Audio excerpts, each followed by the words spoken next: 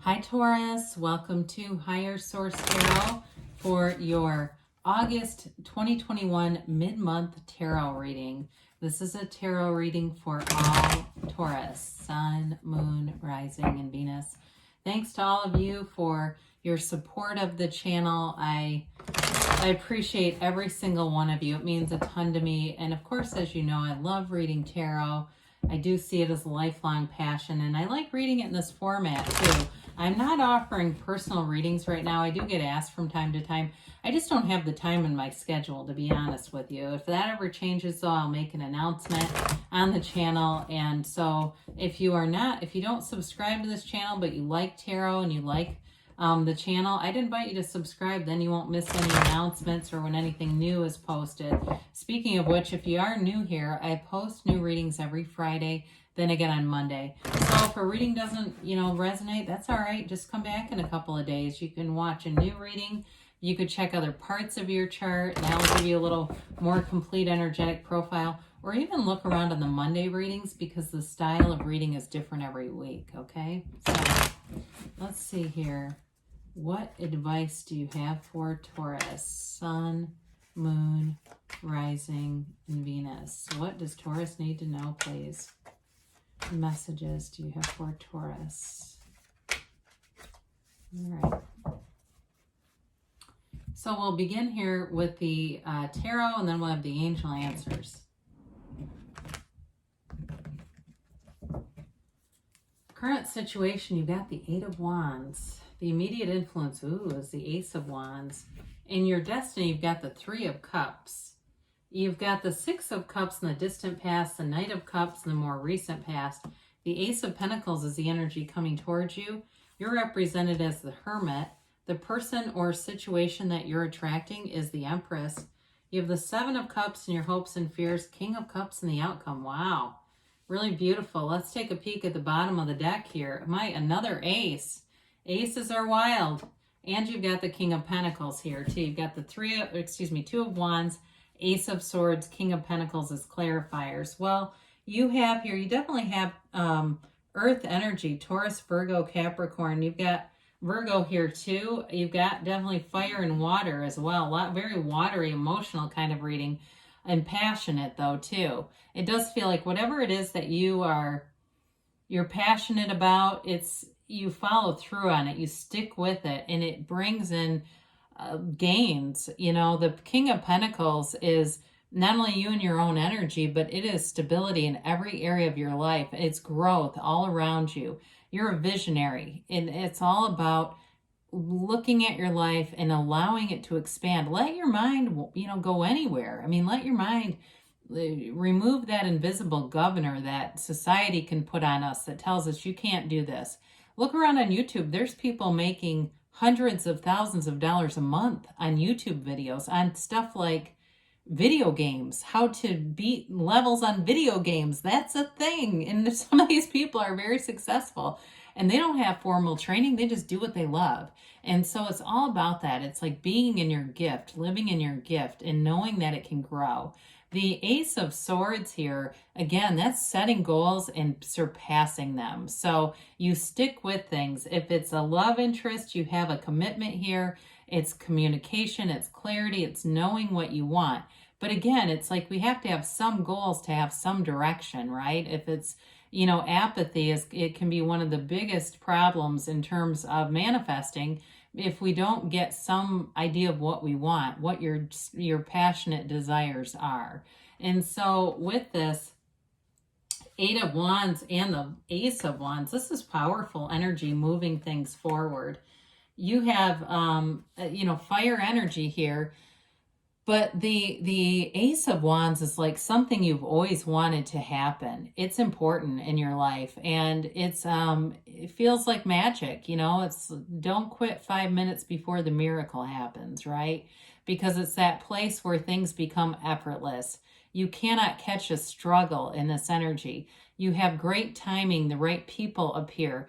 Just the right things seem to come across your desk or your computer screen, and you know exactly what to do. And I've had that happening to me a lot lately, where just these what seem like coincidence, I know they're bridges of incident. So when those things happen, it's a great idea to pause and acknowledge that the universe is communicating with you, and you know that the universe feels your vibration.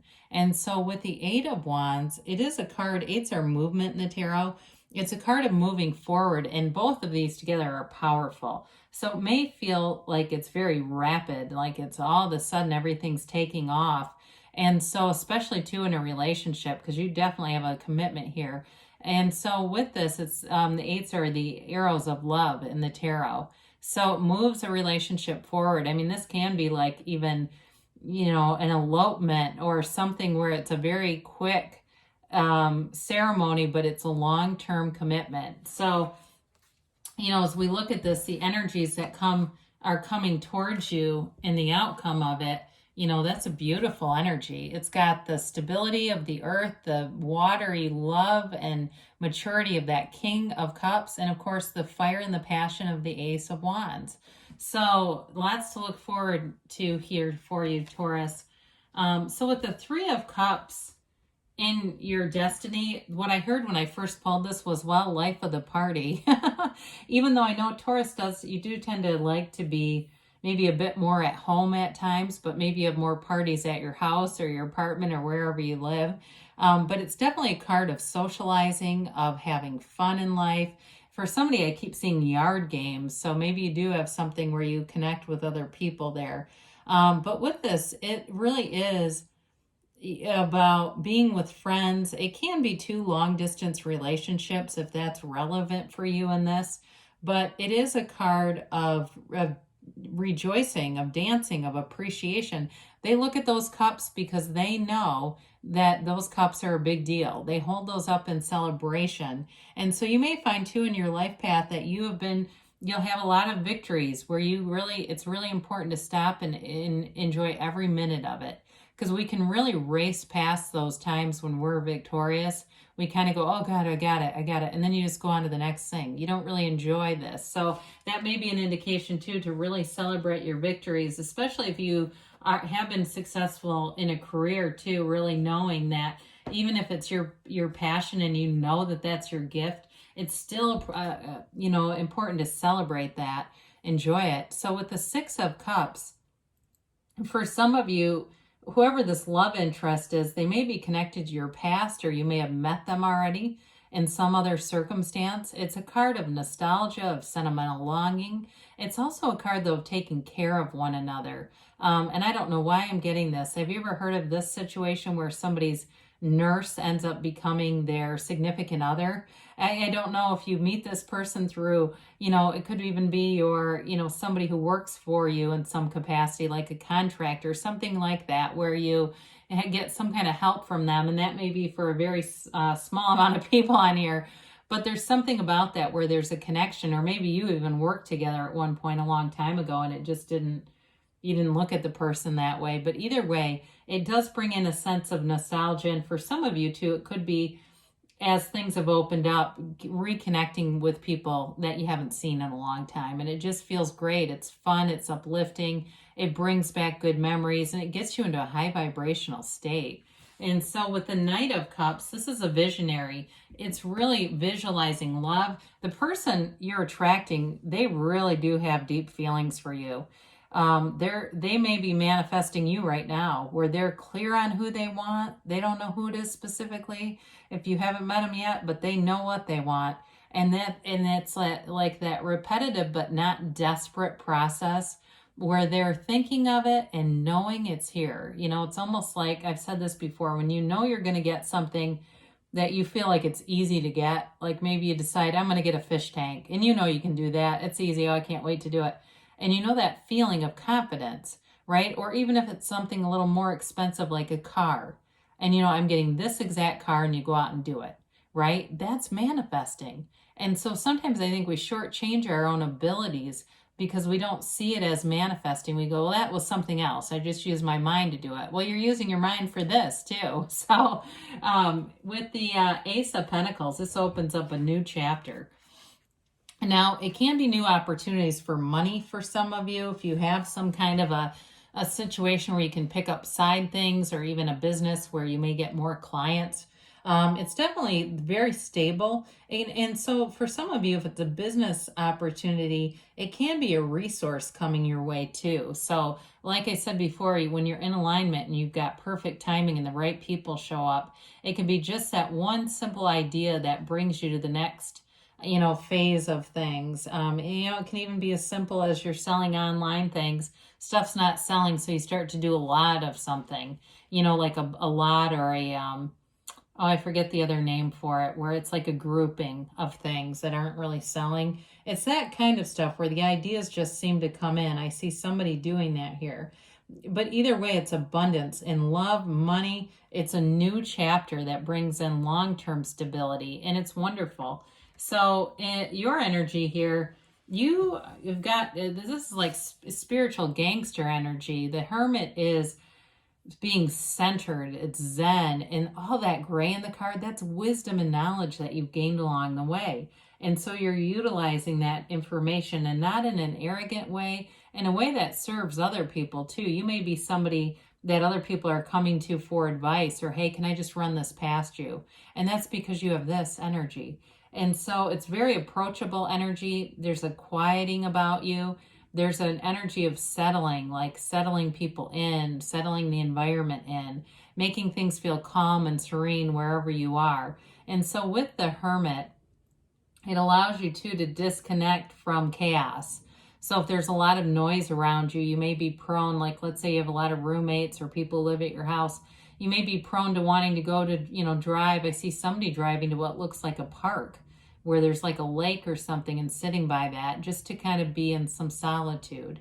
And it may be a time too where you find you have resources coming in, but you still like your independence at work and in jobs and in a relationship too, where there's still a sense of autonomy, but it's not a negative way at all. It's just being, like I said, keeping your individuality, but being spiritually very centered.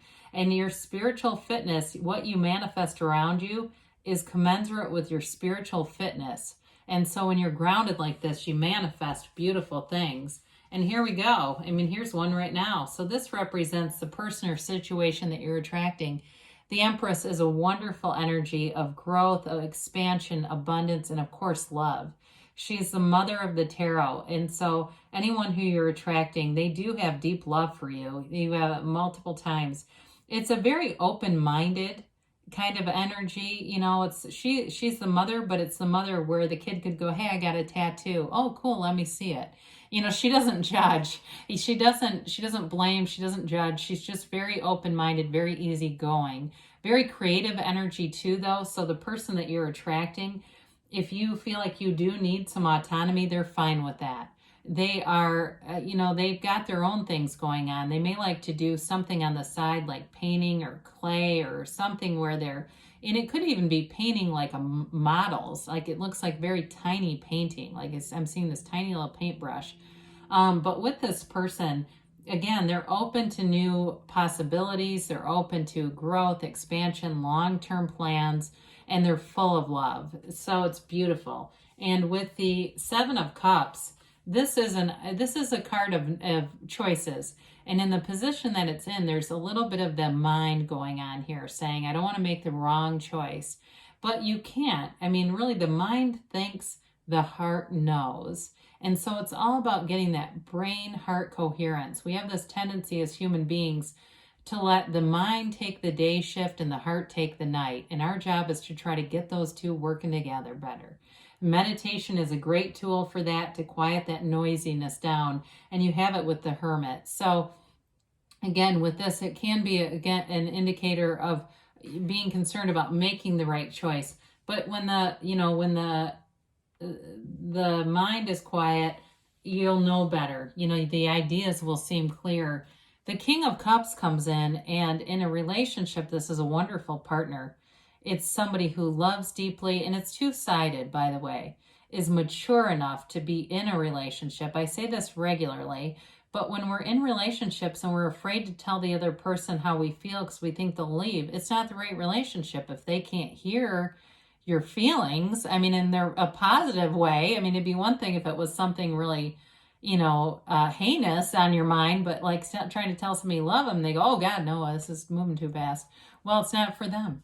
But with the King of Cups, this is being deep love. It's a mutual love. It's transparency. It's also self-development. So for some of you, it's a card of investing in yourself spiritually with the Hermit energy here and really knowing who you are. And when you know yourself, you know the universe, and you're able to be a partner. You know what you want, and you don't get into a place where you're really second guessing or being with people that you later on go, oh my God, what was I doing with them? That made no sense. I think we've all been in that before. And you go, how did I end up there? So let's see about the angels here for Taurus.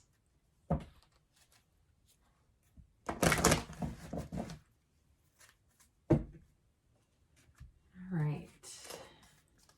Here's the timeline.